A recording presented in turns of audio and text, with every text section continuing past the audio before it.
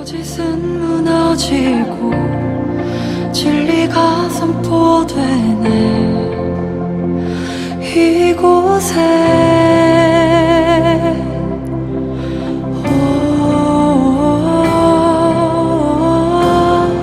생기가 불어오네.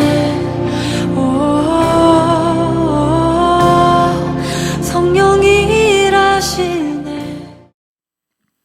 오늘 보면 이사야 53장 말씀은 우리 죄를 대속하기 위하여 연약한 인간의 몸을 입고 이 땅 가운데 오셔서 십자가의 모든 고난을 몸소 감당하신 우리 주님의 모습을 미리 앞서 기록하고 있는 예언의 말씀입니다. 오늘 본문 말씀은 하나님의 아들이신 예수님께서 정말 너무나도 초라하고 볼품없고 연약한 종의 모습으로 십자가의 죽음을 감당하고 있음을 노래하고 있기에 우리는 오늘 본문 말씀을 가리켜서 흔히 고난받는 종의 노래라고 이야기합니다. 고난받는 종의 노래. 참으로 우리 주님께서는 빌립보서 2장의 말씀처럼 근본 하나님의 본체시나 하나님과 동등됨을 여기지 아니하시고 오히려 자기를 비워 종의 형체를 가지사 사람들과 같이 되신 우리 주 예수 그리스도이십니다. 그 주님께서 종이 되신 것도 모자라 우리의 모든 죄를 대속하시고자 로마 병정들에 의해서 채찍을 맞으시고 손과 발에 그리고 옆구리에 녹슨못과 창으로 찔림을 당하셨으며 자신의 손으로 친히 지으신 사람들에 의해서 자신이 정말 그토록 너무나도 사랑했던 사람들에 의해서 이루 말할 수 없는 멸시와 수치와 또 모욕 가운데에서 십자가에 못 박혀 죽으셨습니다. 이 시간 고난받는 종의 노래를 통하여서 우리 주님의 십자가의 고난을 다시 한번 묵상하며 우리들을 향하신 하나님의 사랑이 얼마나 크고 놀라운지를 다시 한번 생각해 볼 수 있는 귀한 은혜의 시간이 되어지기를 바랍니다. 오늘 본문 말씀을 통하여서 이사야 선지자는 고난받는 종의 노래를 가장 먼저 이렇게 시작하고 있습니다. 1절 말씀입니다. 우리가 전한 것을 누가 믿었느냐? 여호와의 팔이 누구에게 나타났느냐? 우리가 전한 것을 누가 믿었느냐? 그 누구도 믿지 않았다라는 것입니다. 이사야를 비롯한 수많은 선지자들은 장차 이 땅 가운데 구원자로 오사 우리 모든 죄를 대속하실 주님에 대해서 끊임없이 외치고 또 선포하였습니다. 그런데 그 누구 하나 선지자들이 그토록 목이 터져라 외치는 소리를 우리 구원자로 오실 예수님에 대한 그 기쁜 소식을 귀담아 듣지 않고 마음에 새겨듣지 않았다라는 것입니다.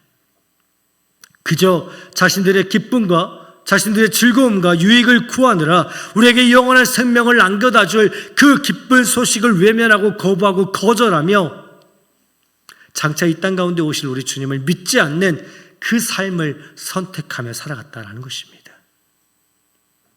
진정 이사야를 비롯한 수많은 선지자들은 정말 쉬지도 않고 끊임없이 장차 오실 우리 주님에 대해서 외치기 시작하였습니다.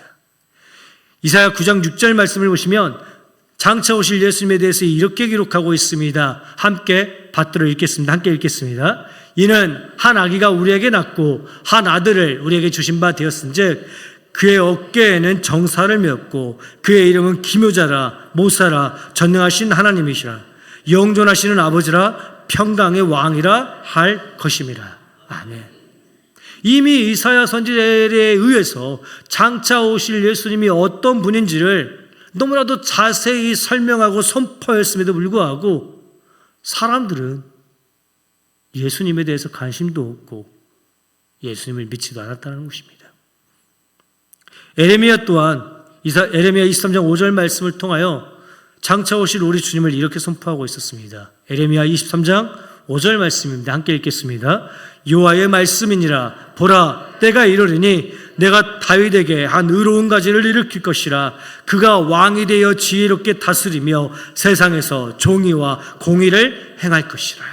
아멘. 내가 다윗에게 한 의로운 가지를 분명히 일으키리라. 그가 이 땅 가운데 메시아로 와서 너희 가운데 정의와 공의를 행할 것이라. 그러니 너희 가운데 메시아로 오실 구원자로 오실 그 일을 기다리며 소망하며 살아가거라 라고 하나님께서는 분명 수많은 선지자들 통하여서 말씀해 주셨다라는 것입니다. 그런데 그 누구도 그 아무도 장차 오실 우리 주님에 대해서 아무런 소망도 꿈꾸지 아니하고 우리 주님에 대해서 듣는 이가 믿는 이가 없었다라는 것입니다. 안타깝게도 지금 우리가 살아가고 있는 이 시대 역시 마찬가지입니다. 우리를 구원하시기 위해 이 땅 가운데 연약한 인간의 육체의 몸을 지니고 오셔서 십자가 가운데서 죽으시고 다시 살아나신 우리 주님을 세상 가운데서 우리가 외칠 때 그들이 어떠한 눈빛으로 우리를 바라보고 있는지요. 주님이 우리를 위해서 십자가에 못 박혀 죽으셨습니다. 그 주님이 부활하셨고 그 주님을 믿으면 우리 역시 영원한 생명을 누리게 될 것입니다라고 선포할 그때에 세상 사람들은 우리를 향하여서 미련하고 헛된 것을 믿는 어리석은 사람들이다 라고 손가락질하며 고개를 졌습니다. 도대체 왜 우리가 지금 살아가고 있는 이 세상은 우리가 믿고 우리가 전하고 우리가 선포하는 예수님을 이해하지 못하고 믿지 못하고 있는 것일까요? 왜 그 옛날 이사야를 비롯한 여러 선지자들이 하나님의 말씀을 따라 구원자로 오실 우리 주님을 선포하는 그때에 우리 주님을 소망하는 이가 아무도 없었던 것일까요? 오늘 보면 2절 말씀은 이렇게 노래하고 있습니다. 2절 말씀을 함께 받들도록 하겠습니다. 오늘 보면 2절 말씀입니다. 함께 읽겠습니다. 그는 주 앞에서 자라나기를 연한 순 같고 마른 땅에서 나온 뿌리 같아서 고운 모양도 없고 풍채도 없은즉 우리가 보기에 흠모할 만한 아름다운 것이 없도다. 아멘. 우리가 보기에 흠모할 만한 아름다운 것이 하나도 없도다. 지금 이사야 선지자가 장차 이 땅 가운데 구원자로 오셔서 우리를 모든 죄 가운데서 구원하실 그 전능하신 우리 주님에 대해서 설명하고 있는데 주님의 모습이 예수님의 모습이 그 모양이 한마디로 너무나도 볼품없고 형편없었다라는 것입니다. 고운 모양도 없고 풍채도 없은즉 우리가 보기에 흠모할 만한 아름다운 것이 하나도 없도다. 그래서 사람들이 예수님을 믿지 않았다라는 것입니다. 그래서 장차 구원자로 오실 볼품없고 아름다운 것이 하나도 없는 그 구원자를 소망할 수가 없었다라는 것입니다. 장차 오실 우리 주님의 모습이 얼마나 볼품 없었는지를 공동번역 성경으로 살펴보면 우리는 더 쉽게 잘 이해할 수 있습니다. 오늘 본문 말씀을 공동번역 성경은 이렇게 기록하고 있습니다. 그는 메마른 땅에 뿌리를 받고 가까스로 도달한 햇순이라고는 할까. 늠름한 풍채도 멋진 모습도 그에게는 없었다. 눈길을 끌만한 볼품도 없었다. 이게 우리 주님의 모습이었다는 것입니다. 이게 아무런 볼품 없는 모습, 메마른 땅 가운데 뿌리를 겨우 받고 가까스로 도달한 그 새순과 같은 연약한 모습이 우리를 구원하기 위해서 이 땅 가운데 장차 오실 우리 예수 그리스도의 모습이었다는 것입니다. 메마른 땅 가운데 뿌리를 받고 겨우 힘겹게 돋아났던 새순을 보신 적이 있으신지요? 우리 눈에 볼 때 그 새순이 아름답나요? 그 새순을 보면서 참 이쁘다, 참 멋지다 라는 말이 나올 수 있을까요? 이런 말은 내뱉습니다. 참 대단하다. 어떻게 저렇게 척박한 상황 가운데에서 메마른 땅 가운데서 뿌리를 받고 저렇게 그래도 저거라도 살려고 저렇게 어떻게 싹을 낼까라는 말은 우리가 그 정도는 내뱉습니다. 하지만 그 마른 땅 가운데서 겨우겨우 돋아난 새싹을 보면서 새순을 보면서 우리는 그게 아름답다, 예쁘다, 힘이 있다, 생명력이 살아 넘친다 라고 말하지 않습니다. 발에 밟히면 금방이라도 일그러져서 사라져버릴, 태양이라도 조금 세게 내리쬐고 비라도 심하게 불고 바람이라도 불면 그냥 사라져버릴 그 힘없고 연약한 새순의 모습과 같이 우리 주님께서 이 땅 가운데 구원자로 오셨다라는 것입니다. 그러니 우리가 어떠한 소망과 기대 가운데에서 장차 오실 주님을 소망하며 살아갈 수가 있었을까요? 더럽고 냄새나는 베들레헴의 한 마구간에서 태어나신 예수님이요, 너무나도 작고 보잘것없는 나사렛이라는 마을에서 자신의 아버지의 기업을 이어받아 그 손에 나무와 돌을 다듬느라 굳은 살이 생기고 박히고 거칠어진 그 손을 지니고 있는 시골 무지렁이 청년, 그런 예수님을 그 어떤 누가 구원자로 여기며 믿고 따를 수 있었겠냐라고 오늘 본문 말씀은 노래하고 있는 것입니다. 이 땅 가운데 오신 우리 주님의 모습은 우리가 생각하는 것만큼 막 그렇게 화려하고 아름답고 멋진 모습이 결코 아니었다는 것입니다. 너무나도 연약하고 초라하고 멋지지도 않고 아름답지도 않은 그 모습이 우리 주님의 모습이었습니다. 그래서 요한복음 1장 9절로 11절 말씀은 우리 주님에 대해서 이렇게 기록하고 있는 것입니다. 함께 요한복음 1장 9절에서 11절 말씀을 함께 받들어 읽도록 하겠습니다. 함께 읽겠습니다. 참 빛, 곧 세상에 와서 각 사람에게 비추는 빛이 있었나니 그가 세상에 계셨음에 세상은 그로 말미암아 지은 바 되었으되 세상이 그를 알지 못하였고 자기 땅에 오매 자기 백성이 영접하지 아니하였더라. 아멘.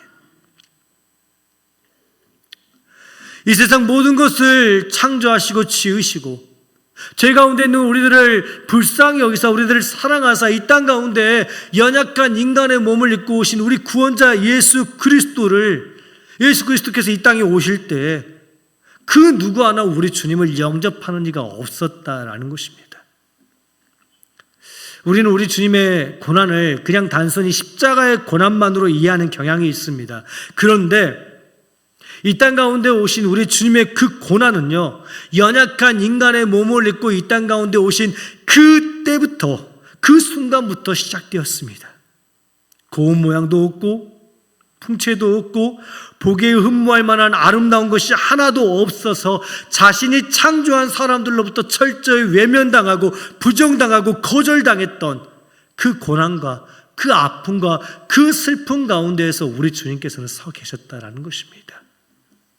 그렇게 처절한 고독과 쓸쓸함과 외로움 가운데서 우리 주님께서는 홀로 십자가의 길을 걸어가셨습니다. 그래서 이사야 선지자는 오늘 3절 말씀을 통해서 우리에게 이렇게 노래하고 있는 것입니다. 3절 말씀입니다. 그는 멸시를 받아 사람들에게 버림을 받았고 강고를 많이 겪었으며 질고를 아는 자라. 마치 사람들이 그에게서 얼굴을 가린 것 같이 멸시를 당하였고 우리도 그를 귀히 여기지 아니하였도다. 아멘. 매력이 없는 것으로 모자라서 볼품이 없어서 아름다운 것이 하나도 없어서 사람들에게 버림받고 외면받고 모든 멸시와 천대를 받았던 분이 바로 우리 주 예수 그리스도의 모습이었다라는 것입니다. 그런 예수님, 너무나도 볼품없는 예수님을 구원자로 믿고 소망하는 이가 없었다라는 것입니다. 몇천 년 전에도, 몇천 년이 지난 지금 오늘 우리가 살아가고 있는 이 시대 가운데서도 우리 주님을 소망하며 살아가는 이가 너무나도 적습니다. 그런데 3절 말씀을 자세히 보시면요, 우리의 구원자 되신 주님께서 사람들에 의해 버림받고 강고를 겪고 멸시를 당할 그때에 어떻게 기록되어 있냐면 이렇게 기록되어 있습니다. 우리도 그를 귀히 여기지 아니하였도다. 이 땅 가운데 구원자로 오신 예수님께서 멸시를 받아서 사람들에게 버림을 받고 강고를 겪고 질고를 겪을 그때에 우리도 그를 귀히 여기지 아니하였다라고 노래하고 있는 것입니다. 우리가 너무나도 잘 알고 있듯이 주님께서 사람들에 의해 채찍을 맞고 신문을 받고 고통을 당할 그때에 주님을 사랑한다 고백했던 주님의 제자들, 그들이 어디에 있었습니까? 주님을 위해서라면 내 생명마저도 아끼지 않겠습니다 라고 고백했던 그 제자들, 어디에서 어떠한 모습으로 서 있었습니까? 모두가 다 주님을 버리고 주님을 부인하고 혹여라도 주님으로 인해 자기도 고통당할까 봐 주님을 모른다 부인하고 떠났습니다. 심지어 수제자인 베드로는 주님의 말씀대로 닭이 울기 전에 3번이나 주님을 모른다고 저주하고 비난하며 주님 곁을 떠나갔습니다. 우리 주님이 버림받고 고통받고 멸시받던 그때 그 순간에 제자들 가운데 그 어느 누구 하나 주님을 기이 여기지 않았습니다. 만일 주님 곁에 우리가 함께 했다면 우리는 조금 다른 모습으로 주님의 곁을 지킬 수 있었을까요? 우리도 어쩌면 온갖 채찍질과 매질을 당하고 있는 주님의 모습을 보며 우리도 어쩌면 주님을 기이 여기지 아니하고 주님을 멀리 떠나 버렸을지도 모릅니다. 계속하여 4절 말씀은 주님에 대해서 이렇게 노래하고 있습니다. 4절 말씀을 이 시간 함께 받들어 읽도록 하겠습니다. 4절 말씀입니다. 함께 읽겠습니다. 그는 실로 우리의 질고를 지고 우리의 슬픔을 당하였거늘 우리는 생각하기를 그는 징벌을 받아 하나님께 맞으며 고난을 당한다 하였노라. 아멘. 고운 모양도 없고 흠모할 만한 아름다운 것이 하나도 없어 외면당하고 거부당한 주님께서는 많은 강구와 질고를 당하시고 채찍에 맞으시고 녹슨못과 창에 찔림을 당하셨습니다. 그런데 그런 주님의 모습을 바라보며 사람들이 이렇게 외치고 있는 것입니다. 그는 징벌을 받아서 하나님께 맞으며 고난을 당하고 있는 것이니라. 그가 십자가에 매달려 죽게 되는 것은 그가 지은 많은 죄로 인하여 벌을 받고 있는 것이니라. 그가 함부로 하나님의 아들이네, 메시아네, 구원자네, 유대인의 왕이네 라고 일컬음으로 말미암아 결국 그가 자기 죄로 말미암아 십자가에서 죽은 것이라 라고 사람들은 수군거리며 이야기하고 있었습니다. 제 가운데 있는 우리를 사랑하사 우리를 구원하시기 위해 그 어떤 아무 흠도 죄도 없으신 주님께서 십자가를 지시고 우리의 모든 죄를 대속하여 주신 것인데, 그런데 세상 사람들은 주님이 자기 죄 때문에 자신의 죄로 인해서 십자가에 못 박혀 죽는 것이다 라고 이야기합니다. 제가 26살 때 빌립전도 교육을 받으면서 여기저기 전도하는 프로그램이었습니다. 그러면서 사람들에게 가서 예수님을 전해요. 예수님 믿으세요. 벌써 한 20여 년이 지났는데 어떤 한 사람이 저한테 이렇게 이야기했습니다. 당신이 지금 네가 지금 전하는 예수, 그 사람 죄 지어갖고 나쁜 일 지어서 십자가에 못 박혀 죽은 거 아니냐고. 아니 자기가 잘못해서 십자가에 죽은 사람을 왜 믿으라고 이렇게 난리치냐라고 이야기를 했었습니다. 20년 전에 들었던 그 말이 여전히 아직도 기억이 납니다. 오히려 저와 나이가 지긋한 은퇴 장로님이 함께 있었는데 은퇴 장로님에게마저도 막 득달같이 달려들면서 예수가 자기 죄 때문에 죽었지 우리 때문에 죽었냐고 외쳤던 그 분의 모습이 아직도 기억이 납니다. 우리가 사는 지금의 이 세상은 여전히 동일하게 똑같이 주님은 자기 죄 때문에 십자가에 못 박혀 죽은 것이다 라고 이야기하고 있습니다.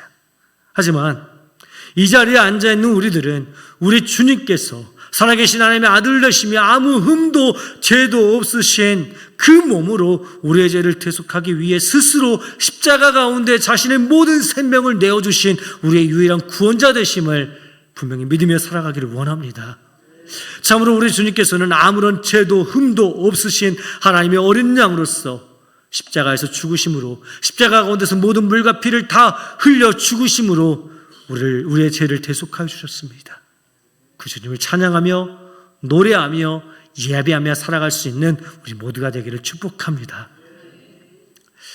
그럼에도 세상은 여전히 우리들을 향하여 또다시 이렇게 물을지도 모릅니다.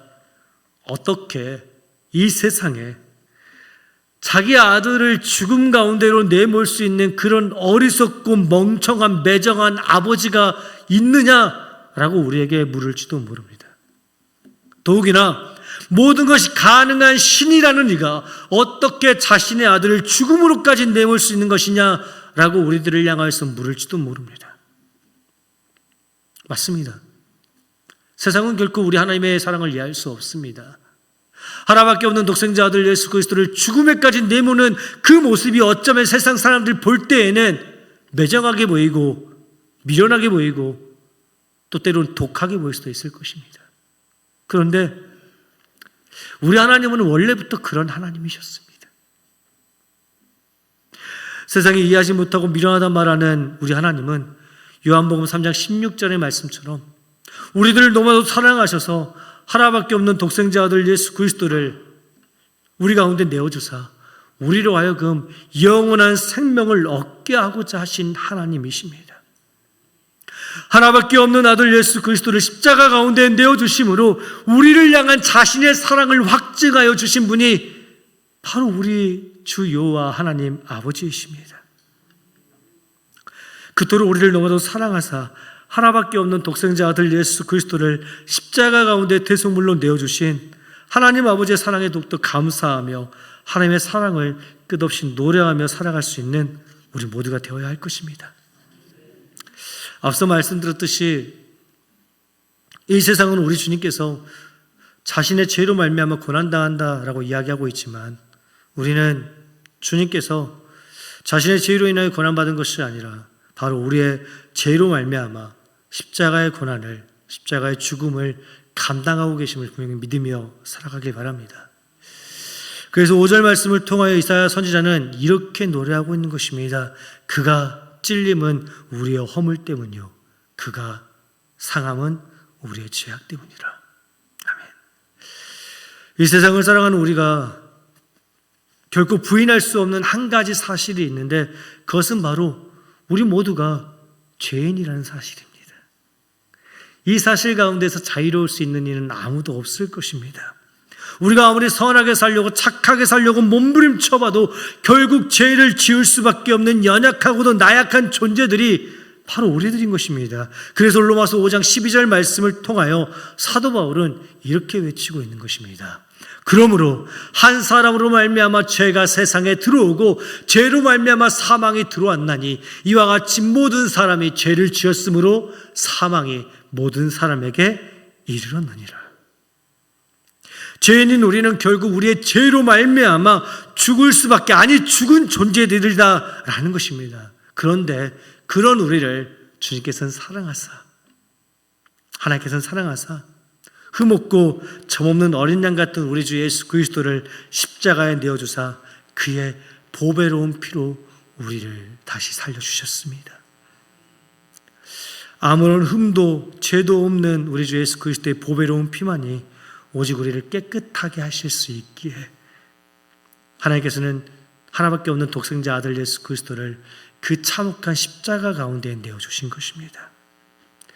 자신 스스로의 죄가 아니라 우리의 죄 때문에 상함을 받고 찔림을 당한 우리 주님을 늘 분명히 믿으며 살아갈 수 있는 우리 모두가 되기를 축복합니다. 이 믿음이 바로 오늘을 살아가는 우리 모두의 믿음이며 또한 이 믿음이 오늘의 이 세대 가운데서 우리의 삶을 굳게 세워주실 것입니다. 5절 말씀을 통하여 이사야 선지자는 계속하여 이렇게 노래합니다. 그가 징계를 받음으로 우리는 평화를 누리고 그가 채찍에 맞음으로 우리가 나음을 받았더라. 아멘. 주님께서는 진정 우리의 죄를 대속하시고자 십자가를 지시고 그 모든 고난을 몸소 친히 감당해 주셨습니다. 그런데 십자가의 고난을 감당하심은 단순히 우리의 죄를 대속하기 위함만이 아니었습니다. 그가 징계를 받음으로 우리가 평화를 누리고 그가 채찍에 맞음으로 우리가 나음을 받았도다. 지금 5절 말씀 가운데서 이야기하고 있는 이 평화요, 이 평화는 그저 단순히 사람과 사람 사이에 주어지는 그저 그렇고 그런 평화가 아닙니다. 우리의 죄로 인해서 끊어져 버린, 단절되어져 버렸던 하나님과 우리 사이에 있었던 평화를 이야기하고 있는 것입니다. 첫사람 아담으로 말미암아 죄가 이 세상에 들어오고 그 죄로 말미암아 아담은 에덴에서 쫓겨나게 되어집니다.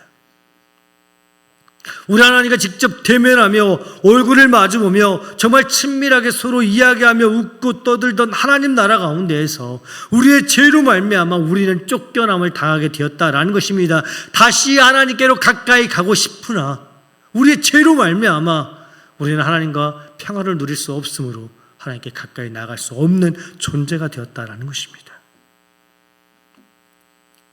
그럼에도 하나님께서 우리를 너무도 사랑하셨기에 여전히 우리와 화평의 삶을 누리기를 간절히 원하셨습니다. 하지만 이사야 59장 2절의 말씀대로 오직 우리 죄악이 우리와 하나님 사이를 갈라놓았고 우리의 죄가 하나님의 얼굴을 가리어서 하나님의 그 사랑을 깨닫지 못하게 된 것입니다. 그래서 하나님께서는 한 가지 위대한 결단을 하십니다. 바로 자신의 하나밖에 없는 아들 예수 그리스도를 이 땅 가운데 대속제물로 내어주시는 그 선택을 하고 만 것입니다. 우리와 다시 영원한 평화를 누리기 위해서 하나님께서는 하나밖에 없는 예수 그리스도를 십자가 가운데 내어주신 것입니다. 그가 징계를 받음으로 우리가 평화를 누리고 그가 채찍을 맞음으로 우리가 나음을 받았도다. 주님께서 십자가에 죽으심으로 말미암아 우리가 다시 하나님과 하나가 될 수 있음을 분명히 기억하며 우리를 향하신 하나님의 사랑 가운데에서 하나님과 서로 교제하며 연합하며 그렇게 하나 되어 하나님을 노래하며 찬양하며 살아갈 수 있는 우리가 되기를 축복합니다.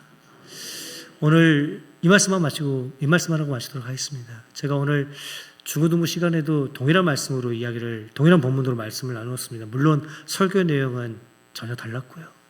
그런데 설교를 마치면서 중고등부 아이들에게 이런 이야기를 했습니다. 만일 여러분이 십자가에서 죽으신 주님을 믿지 못한다면, 주님께서 여러분의 죄를 위해서, 우리의 죄를 위해서, 우리의 허물과 죄악을 위해서 십자가에 못 박혀 죽으셨음을 믿지 못한다면 여러분은 예수님과 전혀 무관한 삶을 살아갈 수밖에 없다라고 이야기를 했습니다. 지금 우리 친구들이 여러분이 교회에 나와 예배를 드리고 예수님을 믿는다라고 고백하며 살아가고 있지만 십자가에서 죽으신 주님이 나 때문에 죽으셨음을 믿지 못한다면, 그 사랑을 깨닫지 못한다면 그냥 교회 다니는 것이고 그냥 예배 드리는 것이고 그냥 예수님 믿는 것이다라고 이야기를 했습니다. 만약 우리가 십자가에서 죽으신 예수님이 나의 예수님이심을 믿지 못한다면 우리는 오늘도 우리 예수님을 십자가에 또다시 계속하여 못 박고 있다라는 것입니다. 우리가 우리 주님을 십자가에 계속하여 못 박지 않기 원합니다. 우리 주님께서는 십자가에서 죽으시고 다시 살아나사 하나님 보좌 우편으로 올라가셨습니다. 그리고 언제일지 모르지만 다시 이 땅 가운데 오시겠다라고 우리에게 분명히 약속하여 주셨습니다. 그런데 우리가 어찌 다시 우리 주님을 십자가 가운데 매달릴 수 있겠습니까? 우리의 자녀들에게, 우리의 손자 손녀들에게 예수님이 너의 죄 때문에, 너의 허물과 죄악 때문에 십자가에 못 박혀 죽은 것이란다. 너를 너무나도 사랑하여서 자신의 모든 것을, 자신의 생명마저도 십자가에 다 내어 주었단다 라는 것을 우리 자녀들에게 똑똑히 가르쳐 주기를 원합니다. 그래서 우리 자녀들이 그냥 교회만 다니는 것이 아니라 정말 십자가의 주님을, 그 십자가의 주님의 사랑 안에서 주님과 함께 동행하며 교제하며 주님을 끊임없이 노래하고 예배하며 주님을 따라갈 수 있는, 주님을 믿을 수 있는 우리 모든 자녀들의 삶이 될 수 있도록 우리가 기도하고 끊임없이 가르쳐 주길 바랍니다. 진정 우리를 위해서 십자가에서 죽으신 주님, 그 주님을 우리가 일평생 동안 우리의 삶이 다하는 그 순간 동안 주님을 예배하며 주님을 찬양하며 주님의 사랑을 힘써 선포하며 살아갈 수 있는 우리 모든 이리한빛교회 성도들의 삶이 되기를 주님의 이름으로 간절히 축복합니다. 이제 함께 기도하겠습니다.